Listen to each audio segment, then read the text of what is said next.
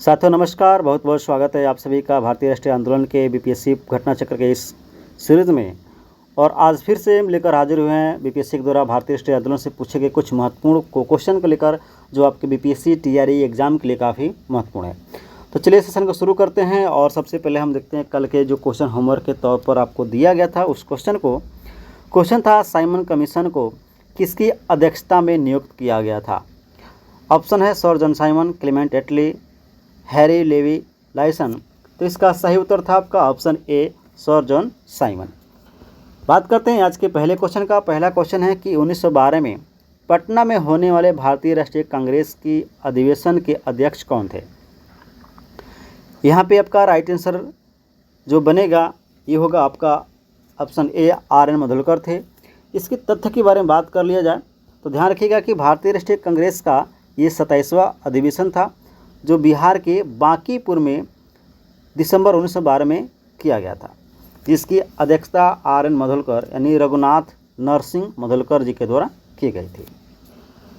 Next question है कि पटना युवक संघ की स्थापना हुई थी 1917, 1925, 1927। ये उपरोक्त में से एक से अधिक, उपरोक्त में से कोई नहीं।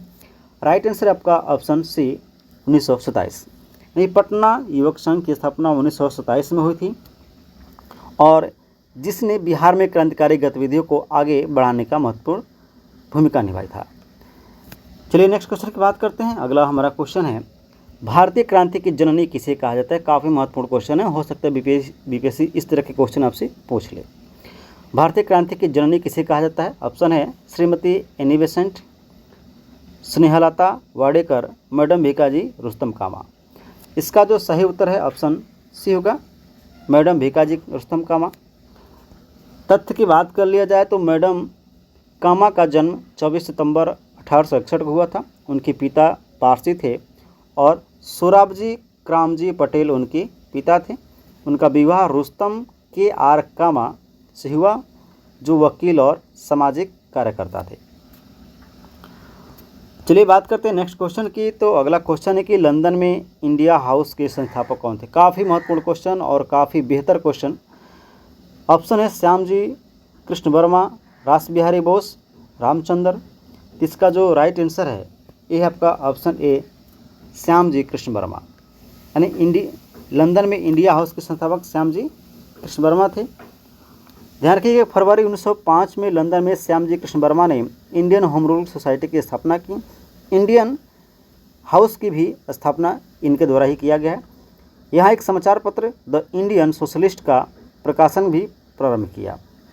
लंदन में सरकारी तंत्र के विशेष सक्रिय होने के कारण श्यामजी वहाँ से पेरिस और अंततः जनेवा चले गए थे। नेक्स्ट क्वेश्चन है बंगाल विभाजन के विषय में किसने कहा था विभाजन हमारे ऊपर बम की तरह गिरा है। सुरेंद्रनाथ बनर्जी, गोपाल कृष्ण गोखले, बिपिन चंद्र पाल।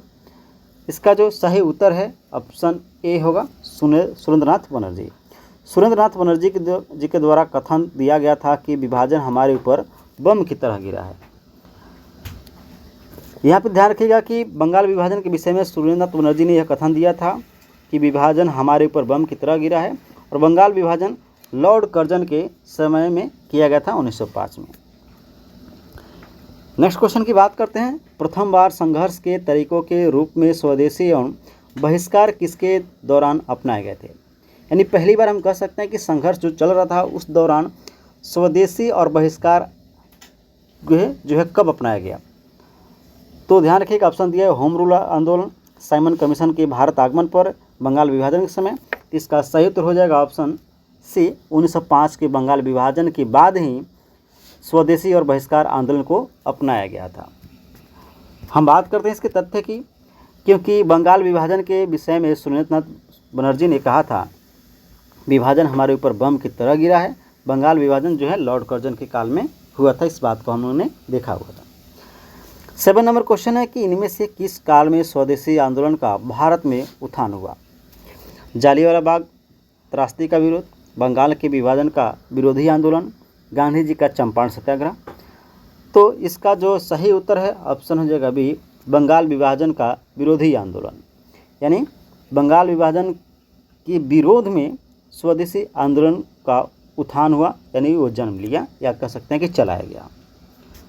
ध्यान रखिएगा कि कर्जन ने 20 जुलाई 1905 को बंगाल विभाजन का निर्णय लिया। इसके विरोध में राष्ट्रवादियों द्वारा आंदोलन की शुरुआत 7 अगस्त 1905 को हुई। कलकत्ता के टाउन हॉल में कृष्ण कुमार मित्र और सुरेंद्र नाथ बनर्जी की अध्यक्षता में एक बैठक हुई, जहां स्वदेशी आंदोलन का प्रारंभ करने और विदेशी वस्तुओं को बहिष्कार का निर्णय लिया गया और 16 अक्टूबर 1905 का बंगाल विभाजन जो है लागू हुआ। ठीक है, ध्यान रखिएगा 16 अक्टूबर 1905 का जो डेट है काफ़ी महत्वपूर्ण है, क्योंकि इसी दिन बंगाल विभाजन प्रभावी हो गया था। नेक्स्ट क्वेश्चन है, बंगाल का विभाजन प्रभावी हुआ। अभी आपने आंसर देखा है 16 अक्टूबर 1905, ये बिल्कुल करेक्ट आंसर हो जाएगा, क्योंकि इसी दिन बंगाल का विभाजन लागू हो गया था, मतलब प्रभावी हो गया था। कर्जा ने 20 जुलाई 1905 को बंगाल का विभाजन किया और इसके विरोध में राष्ट्रवादियों द्वारा आंदोलन की शुरुआत 7 अगस्त 1905 को हुई थी। इसको भी हम लोगों ने देखा है। कलकत्ता के टाउन हॉल में कृष्ण कुमार मित्र और सुरेंद्र नाथ बनर्जी की अध्यक्षता में एक बैठक हुई, जहां स्वदेशी आंदोलन प्रारंभ करने, विदेशी वस्तुओं को बहिष्कार का निर्णय लिया गया और 16 अक्टूबर 1905 को बंगाल का विभाजन हुआ। नेक्स्ट क्वेश्चन की बात करते हैं, बंगाल का विभाजन की घोषणा की गई।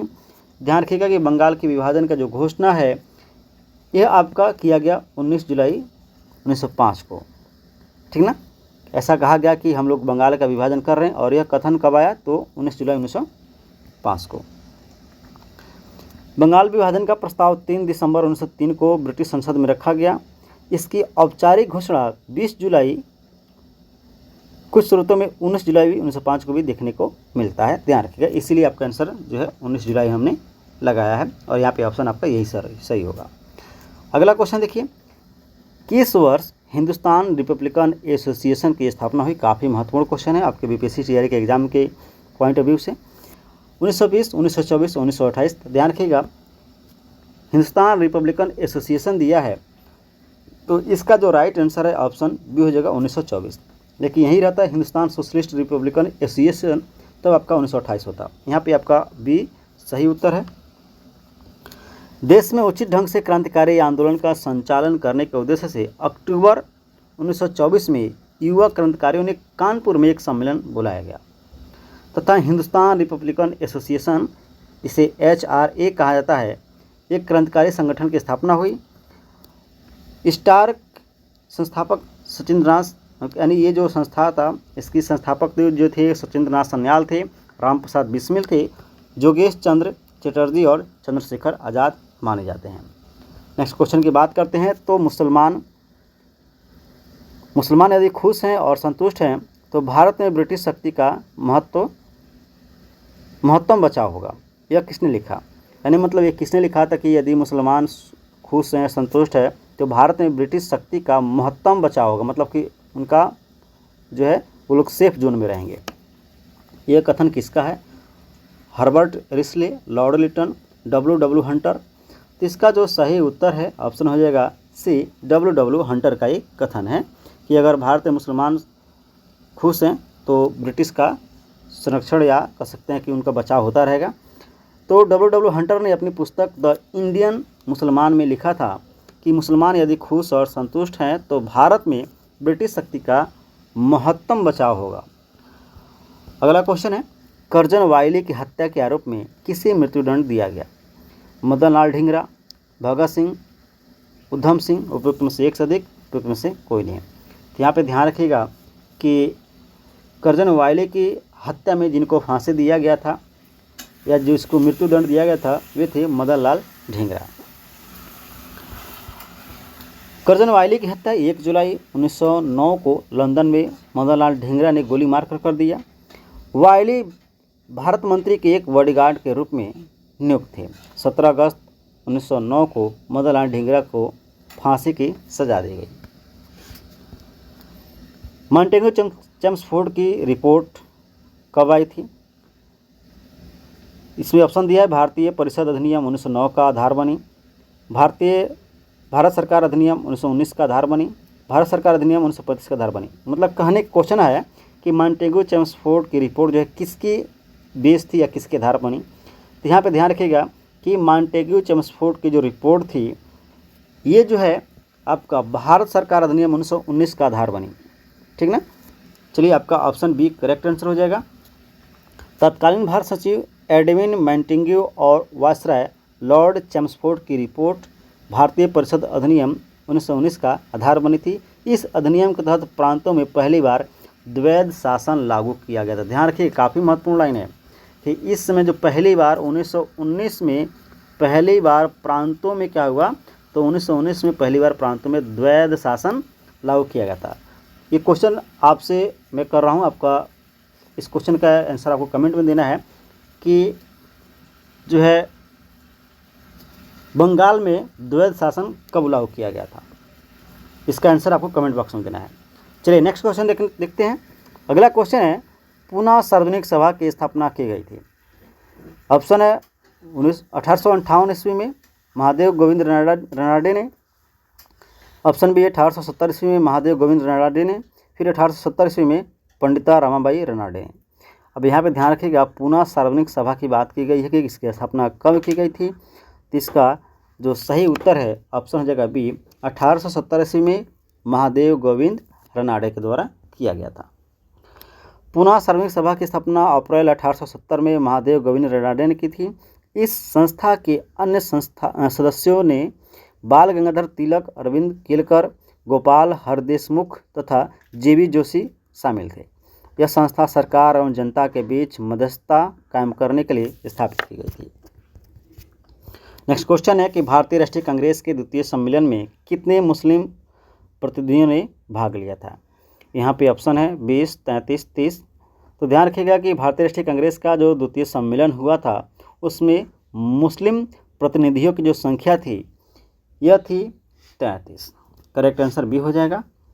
और ध्यान रखिएगा कि भारतीय राष्ट्रीय कांग्रेस के जो द्वितीय सम्मेलन हुआ था 27 से 30 दिसंबर 1886 को, इसके अध्यक्ष थे दादा भाई नौरोजी और एक कलकत्ता में संपन्न हुआ था। कांग्रेस के दूसरे अधिवेशन में कुल 436 पंजीकृत प्रतिनिधि भाग लिए थे और कांग्रेस के प्रथम सम्मेलन में जहां मुसलमान प्रतिनिधियों की संख्या मात्र 2 थी, वहीं दूसरे सम्मेलन में इनकी संख्या 33 हो गई और तीसरे सम्मेलन में 1887 टोटल लोग हो गए, जिसमें 81 तथा चौथे सम्मेलन में जहाँ पे 1888 लोग थे उसी में 2 से 21 तक इनकी संख्या पहुँच गई थी। बात करते हैं हम नेक्स्ट क्वेश्चन की। तो अगला क्वेश्चन है कि 1906 ईस्वी में लंदन में अभिनव भारत सोसाइटी की स्थापना किसने की थी। यहाँ पे ऑप्शन दिया है चिनायक दामोदर सावरकर, सॉरी ये ऑप्शन थोड़ा ये चिनायक नहीं विनायक होगा, विनायक दामोदर सावरकर यानी बीडी सावरकर। फिर आपका है श्यामजी कृष्ण वर्मा, सोहन सिंह। तो यहाँ पे आपका जो राइट आंसर है 16 नंबर क्वेश्चन का ऑप्शन हो जाएगा ए, विनायक दामोदर सावरकर यानी बीडी सावरकर ने लंदन में अभिनव भारत सोसाइटी की स्थापना 1906 में की थी। देखिए 1906 में लंदन में अभिनव भारत सोसाइटी की स्थापना विनायक दामोदर सावरकर ने की थी। देश में क्रांतिकारी गतिविधियों पर प्रतिबंध लगाने के बाद उन्होंने लंदन में इस सोसाइटी की स्थापना की। विदेशी धरती पर स्थापित सबसे पुरानी क्रांतिकारी संस्था इंडिया हाउस थी, जिसके स्थापक श्याम जी कृष्ण वर्मा थे और इसकी स्थापना 1905 में लंदन में की गई थी। नेक्स्ट क्वेश्चन है कि भारत छोड़ो आंदोलन के दौरान बकरी के टापू में अखिल भारतीय आजाद दस्ता का गठन किया गया था। तो यहाँ पे जो ऑप्शन है राम मनोहर लोहिया, उषा मेहता, जयप्रकाश नारायण। तो राइट आंसर हो जाएगा आपका ऑप्शन सी, जयप्रकाश नारायण। यानी आज़ाद दास्ता जो है ये आज़ाद दास्ता की स्थापना जयप्रकाश नारायण जी के द्वारा किया गया था। यानी भारत छोड़ो आंदोलन के दौरान जयप्रकाश नारायण ने नेपाल की तराई की बकरी का टापू में अखिल भारतीय आज़ाद दास्ता का गठन किया। मई 1943 में ब्रिटिश सरकार के दबाव में नेपाल की सरकार ने जयप्रकाश नारायण को गिरफ्तार कर लिया। उनके साथ गिरफ्तार व्यक्तियों में राम मनोहर लोहिया थे, श्यामानंद सिंह थे, वैद्यनाथ झा और कार्तिक प्रसाद सिंह भी थे। नेक्स्ट क्वेश्चन है काकोरी ट्रेन डकैती कांड में किन क्रांतिकारियों को फांसी की सजा दी गई थी। राम प्रसाद बिस्मिल और अशफाक उल्लाह, वीर सावरकर और वसुदेव चापेकर, प्रफुल्ल चंद्र चाकी और खुदीराम बोस। तो ध्यान रखिएगा कि काकोरी ट्रेन डकैती कांड जो है इसमें जो सम्मिलित लोग थे वे थे राम प्रसाद बिस्मिल और अशफाक उल्लाह। इन लोगों की फांसी की सज़ा दी गई थी। चलिए हम बात करते हैं इसके तथ्य के बारे में। तो ध्यान रखिएगा अक्टूबर 1924 में सचिंद्रनाथ सन्याल, राम प्रसाद बिस्मिल तथा चंद्रशेखर आज़ाद ने कानपुर में क्रांतिकारी संस्था बनाई और हिंदुस्तान 9 अगस्त 1925 को उत्तर रेलवे लखनऊ सहारनपुर संभाग के काकोरी नामक स्थान पर 8 डाउन जो सहारन लखनऊ जो ट्रेन थी, पैसेंजर ट्रेन थी वो, और उसमें उन्होंने डकैती करी, जिसमें उन्होंने सरकारी खजाने को लूटपाट किया, और यह घटना काकोरी ट्रेन कांड के नाम से जानी जाती है। अगला क्वेश्चन है कि हिंदुस्तान सोशलिस्ट रिपब्लिकन आर्मी के संस्थापक नेताओं में कौन थे। अब यहाँ पे ध्यान रखिएगा, ऑप्शन दिया है बी.आर. अम्बेडकर, भगत सिंह, सुभाष चंद्र बोस। तो इस क्वेश्चन का जो आंसर है ऑप्शन हो जाएगा बी, भगत सिंह। यानी हिंदुस्तान सोशलिस्ट रिपब्लिकन एसोसिएशन के जो संस्थापक थे ये भगत सिंह थे। चलिए हम बात करते हैं इसके काकोरी कांड के बाद पुलिस द्वारा चलाए गए दमन चक्र के फलस्वरूप हिंदुस्तान रिपब्लिकन एसोसिएशन यानी HRA का अस्तित्व कुछ समय के लिए समाप्त हो गया, किंतु बाद में विजय कुमार सिंह, शिव वर्मा, जयदेव कुमार, भगत सिंह, भगवती चरण वोहरा तथा सुखदेव ने और चंद्रशेखर आज़ाद ने इनके नेतृत्व में HRA को पुनः संगठित करने का प्रयास किया गया।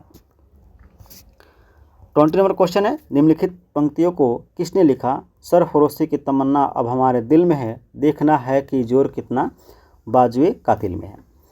ऑप्शन दिया है बिस्मिल, राजगुरु, भगत सिंह। तो ये जो कथन है ये कथन है आपका राम प्रसाद बिस्मिल का। तथ्य के बारे में बात कर लिया जाए तो उपयुक्त गज़ल की पंक्तियाँ शायर बिस्मिल अजीमाबादी की थी, और बिस्मिल अजीमाबादी का वास्तविक नाम सैयद शाह मोहम्मद हसन था। जन्म 1901 में पटना से 30 किलोमीटर दूर हरदास बिनाहा गांव में हुआ था, और गज़ल उर्दू में लिखी गई थी एवं वर्ष 1922 में काजी अब्दुल गफ़ार की पत्रिका शबाह में छपी थी। बात करते हैं आज के होमवर्क का जो क्वेश्चन है, जो आपका आंसर, इसका आंसर जो आपको कमेंट बॉक्स में देना है। क्वेश्चन है कि इनकलाब जिंदाबाद का नारा किसने दिया था। ऑप्शन है इकबाल, MK गांधी, भगत सिंह, उपयुक्त में से एक से अधिक और उपयुक्त में कोई नहीं। इसका आंसर आप कमेंट बॉक्स में दीजिएगा और इस वीडियो को अपने फ्रेंड तक शेयर कीजिएगा। और डेली जो भूगोल का जो क्लास है ये शाम को 8 बजे इसको वीडियो आएगा, और हिस्ट्री का क्लास जो है ये 7 बजे इसका शाम को वीडियो आएगा। तो चलिए मिलते हैं किसी और वीडियो में, तब तक के लिए धन्यवाद।